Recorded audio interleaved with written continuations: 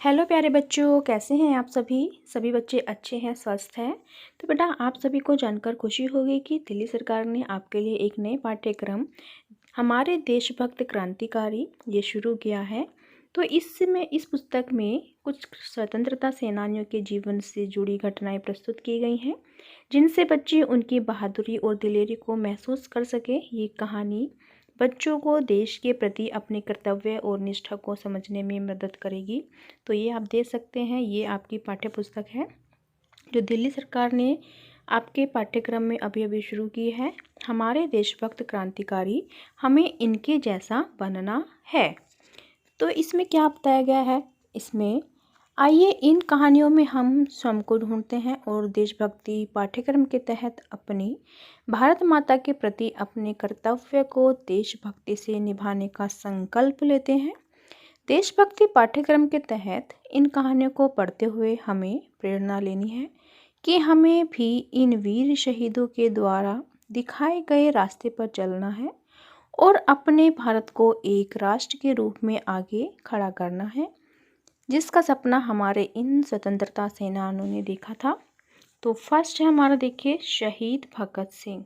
ये हमारा chapter first है, शहीद ए आज़म कहानी, जो सभी क्लासेस के लिए है। तो बेटा शुरू करते हैं। दुनिया भर में जब भी अपने देश के लिए जान कुर्बान करने वाले नौजवानों की बात आती है तो शहीद ए आज़म सरदार भगत सिंह का नाम सबसे पहले लिया जाता है। हो भी क्यों ना केवल 23 साल की उम्र में, जिस समय हमारे यहाँ बच्चे कॉलेज की पढ़ाई पूरी कर रहे होते हैं, उस उम्र में उन्होंने अपने विचारों और अपनी देशभक्ति के दम पर अंग्रेजी सरकार की जड़ें हिलाकर रख दी थी। आज भारत में ही नहीं, दुनिया भर में नौजवान शहीद भगत सिंह के जीवन से प्रेरणा लेते हैं और उन्हें अपना आदर्श मानते हैं। भगत सिंह जैसा बनना कोई आसान काम नहीं है। इसके लिए हमें उनके बचपन को समझना बहुत ज़रूरी है।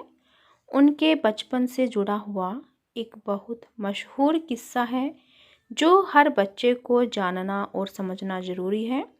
यही किस्सा हमें यह बताता है कि देशभक्ति का भाव हमारे अंदर सिर्फ बड़े होकर नहीं आता, बल्कि बचपन से ही इसका होना कितना ज़रूरी है।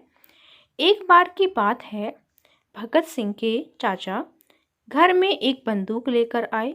उन्होंने अपने चाचा जी से पूछा कि इससे क्या होता है।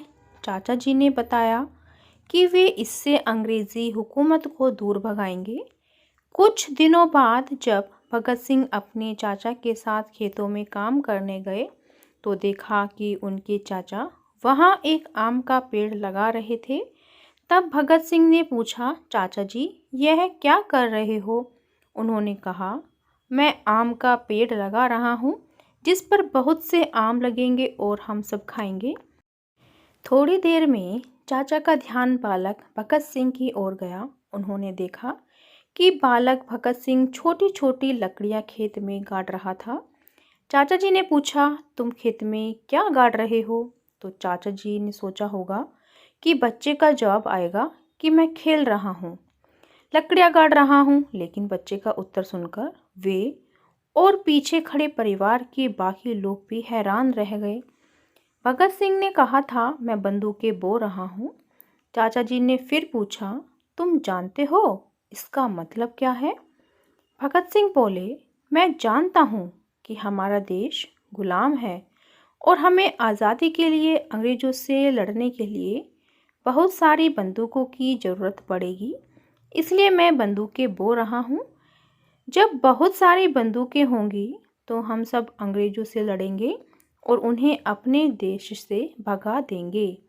उस दिन भगत सिंह के चाचा जी और पिताजी ने तय किया कि बचपन में इस बच्चे के विचार ऐसे क्रांतिकारी हैं तो हमें इसके पालन पोषण में और इसकी गतिविधियों पर विशेष नज़र रखनी होगी, ताकि इसके अंदर की ये प्रतिभा निखर कर आए, ये ऊर्जा कहीं और न बह जाए। बाद में ऐसा ही हुआ। दुनिया भगत सिंह को जानती ही नहीं बल्कि पूजती भी है।